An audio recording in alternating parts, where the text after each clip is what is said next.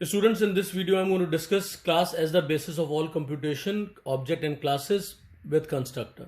तो यहाँ पर आपको जो भी इनकैप्सुलेशन का जो एक प्रॉपर कंसेप्ट है, जो आइडिया है कि हम कैसे डेटा मेंबर्स को अलग डिक्लेयर करते हैं और कैसे हम मेंबर फंक्शंस को लिखते हैं, कंस्ट्रक्टर को यूज़ करते हैं और फिर उसके बाद आप कैसे ऑब्जेक्ट्स बनाते हैं, ऑब्जेक्ट्स बनाते हैं उस क्लास का, ये हम सारी चीज़ें विद एग्जाम्पल और विद सिंटैक्स डिस्कस करेंगे। तो एक बहुत ही इंटरेस्टिंग और बहुत ही इंपॉर्टेंट वीडियो है जिसमें ये जो लोगों को बहुत ज़्यादा डिफिकल्ट लगता है, उनको लगता है ये बड़ा कंफ्यूजिंग कंसेप्ट है, उसको मैं बहुत सिस्टमेटिकली और बहुत ईजी वे में आपको करके दिखाने वाला हूँ। तो स्टूडेंट्स, होता क्या है कि जब हम क्लास बनाते हैं तो जनरल डेफिनेशन हमारे दिमाग में होती है कि class is a combination of data members and the member function, और यही हम इनकैप्सुलेशन में भी देखते हैं कि encapsulation is the process of wrapping up of attributes and behavior. Means attributes means data members technically, and technically behavior is known as the member functions. So when we wrap them up, जब हम उनको wrapping करते हैं, उनको wrap up करते हैं, तो उससे हमें जो चीज मिलती है वो क्या मिलता है? क्लास। और इस प्रोसेस को हम क्या बोलते हैं? इस प्रोसेस को हम बोलते हैं इनकैप्सुलेशन। तो अब इसी प्रोसेस को हम इंप्लीमेंट करके इस वीडियो में आपको दिखाएंगे और बहुत इजीली आपको समझ में आ जाएगा। तो स्टूडेंट्स, पहले देखिए, हम सबसे पहले क्या करते हैं कि हमें क्लास की जरूरत होती है, तो क्लास नेम लिख लिया, ऑलराइट। और इसको याद रखना बहुत इजी है और क्वेश्चन में आपको ऑलरेडी दे रखा होता है, जो आपके एग्जाम में क्वेश्चन आता है कि what will be the class name of this particular class, तो आपको उसी को फॉलो करना है। और केसेस का बहुत ध्यान रखिएगा, अगर वहां पर वो कैपिटल में होता है तो आप कैपिटल नेम लेंगे, कई बार फर्स्ट लेटर कैपिटल होता है क्लास नेम का, तो आप वो फॉलो करेंगे, जो भी दिया है आप उसको एग्जैक्टली फॉलो करेंगे। उसके बाद बात आती है डेटा मेंबर्स की। तो डेटा मेंबर, जाहिर सी बात है, एक या एक से ज्यादा होंगे, तो हर एक डेटा मेंबर के साथ उसका डेटा टाइप दे रखा होगा, तो आपको वही डेटा टाइप जस्ट पिक कर लेना है इस क्वेश्चन में, और उसके बाद आपने डेटा मेंबर का नाम लिख देना है। तो यहां मैंने लिखा डेटा मेंबर 1 और उसको टर्मिनेट कर देना है सेमीकोलन से। तो पेपर में आपको डेटा टाइप और डेटा मेंबर तो दिया होगा, तो आपको एज इट इज लिखना है, बस the only thing you have to put semicolon, आपको सेमीकोलन लगा देना है। फिर आपने सेकेंड, अगर आपका डेटा मेंबर जो भी दे रखा है वो आपने ले लिया, और उसके बाद आपने लिखा डेटा मेंबर 2, ऑलराइट, सेमीकोलन से इसको टर्मिनेट कर लिया। तो it can be 3, 4 n number of data members can be there. तो एट्रीब्यूट्स आपके सारे हो गए इनकैप्सुलेशन का जो पहला पार्ट है। स्टूडेंट्स, उसके बाद हमने क्या किया? कंस्ट्रक्टर बनाया, यहां पर हो गया कंस्ट्रक्टर। तो कंस्ट्रक्टर, आपका कंस्ट्रक्टर का नेम हो गया, और ये आपका डिफॉल्ट पैरामीटराइज्ड कॉपी कुछ भी हो सकता है, या वो सारे हो सकते हैं अगर कंस्ट्रक्टर ओवरलोडिंग करी गई है तो।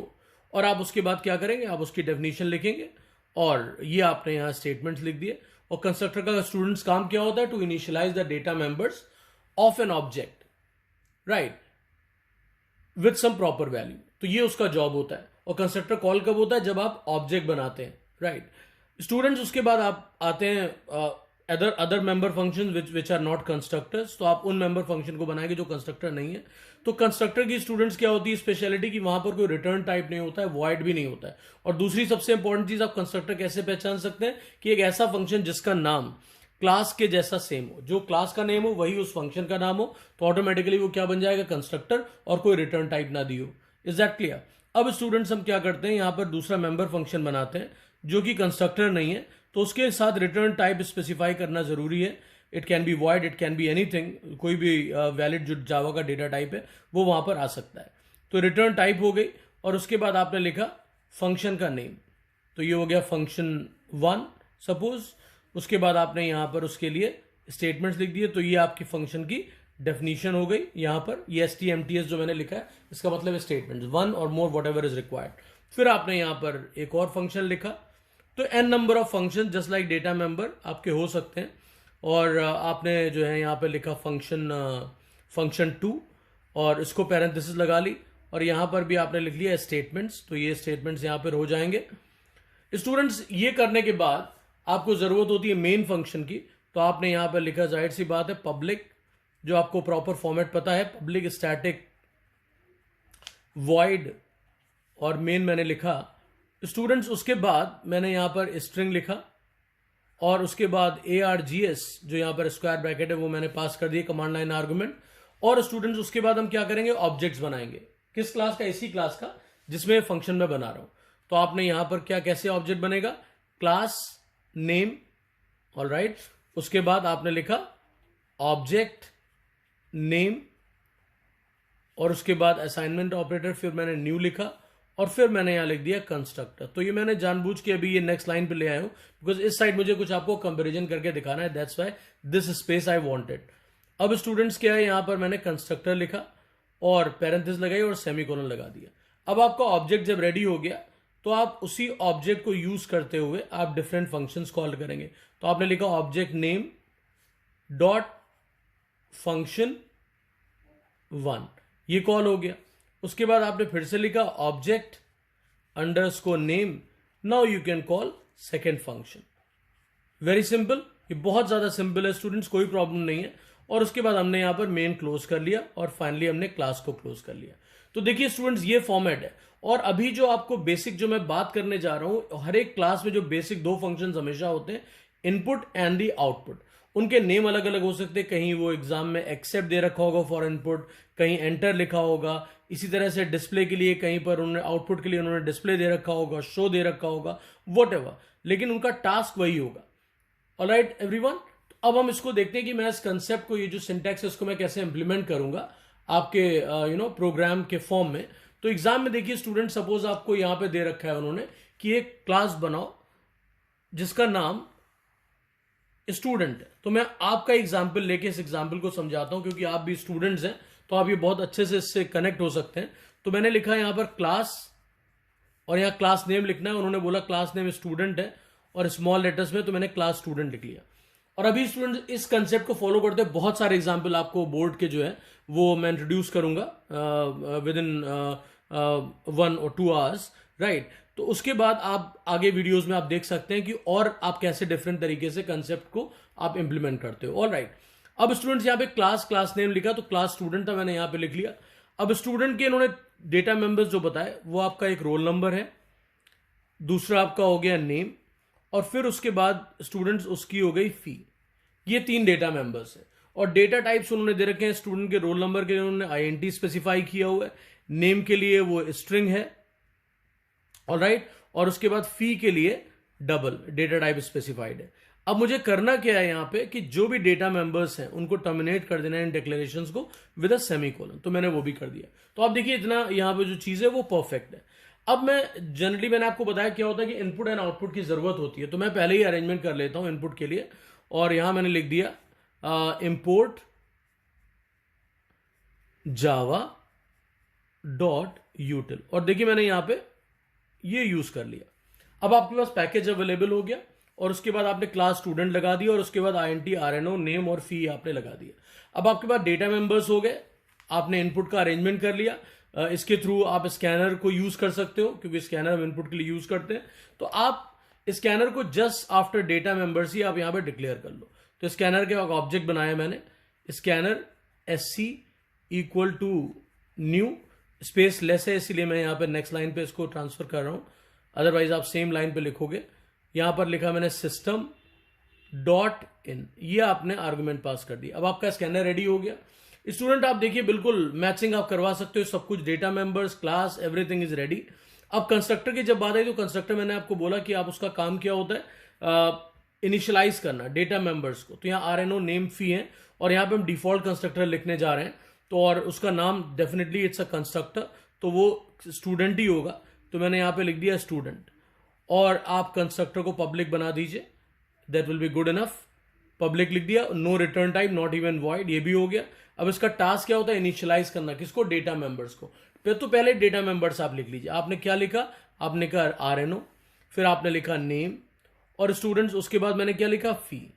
अब जाहिर सी बात है मुझे डिफॉल्ट वैल्यू देनी, तो रोल नंबर को मैंने 0 दे दिया, नेम को मैंने बैक टू बैक आपने डबल कोट्स लगा दिए, आफ्टर दैट फी को हमने 0.0 दे दिया। अब आपका ये रेडी हो गया, और फाइनली मैंने ये जो कंस्ट्रक्टर है वो यहाँ पे क्लोज कर लिया।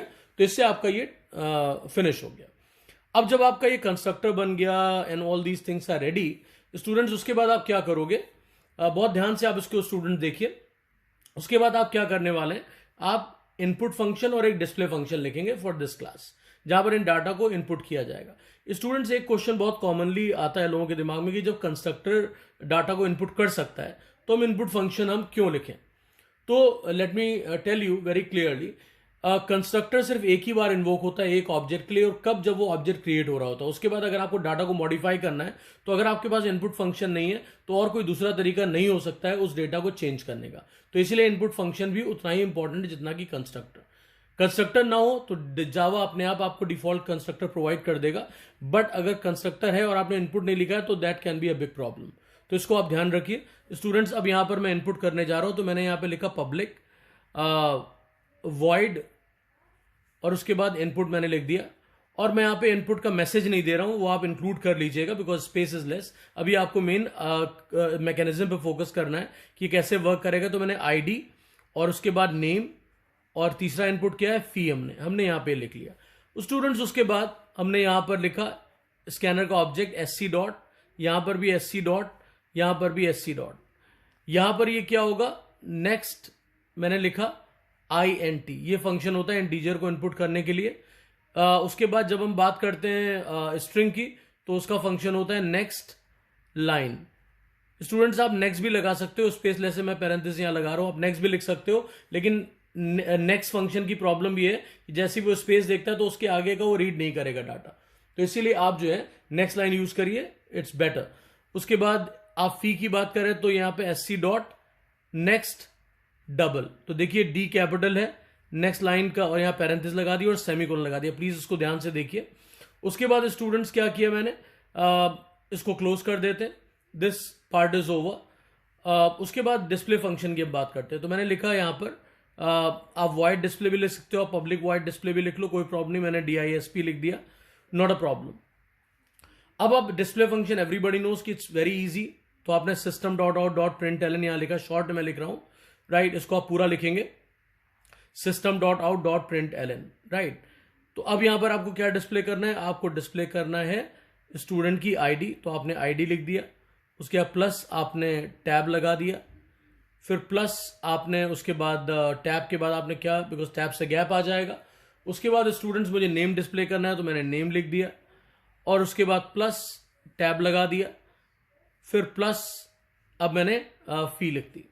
तो इस तरीके से स्टूडेंट्स आपके यहां पर पैरेंथेसिस यहां क्लोज कर दी प्रिंट फंक्शन की। ये system dot out dot println, मैं अंडरलाइन इसलिए कर रहा हूं, याद रखिएगा स्टूडेंट्स। उसके बाद मैंने ये स्टेटमेंट टर्मिनेट कर दिया और फिर हमने फंक्शन को क्लोज कर लिया, तो डिस्प्ले आपका हो गया। अब डिस्प्ले के बाद स्टूडेंट्स क्या आता है, ये जो आपका पब्लिक स्टैटिक वॉइड मेन यहाँ पे फंक्शन था, यहाँ पर इसके अंदर मुझे ऑब्जेक्ट क्रिएट करना है। तो मुझे पब्लिक स्टैटिक वॉइड मेन यहाँ लिख रहा हूं मैं, तो यहां लिखा पब्लिक स्टैटिक वॉइड मेन, मैं नेक्स्ट लाइन पे लिख रहा हूं बिकॉज स्पेस लेस है, मैं बार बार इस चीज को कह रहा हूं। और मैंने यहां पे लिखा है स्ट्रिंग ARGS स्क्वायर ब्रैकेट लगा दिया, पैरेंथेसिस क्लोज कर दी। अब यहां पर ऑब्जेक्ट बनाना है आपको क्लास का, क्लास कौन सा है, स्टूडेंट, तो मैंने यहां पे लिखा है स्टूडेंट।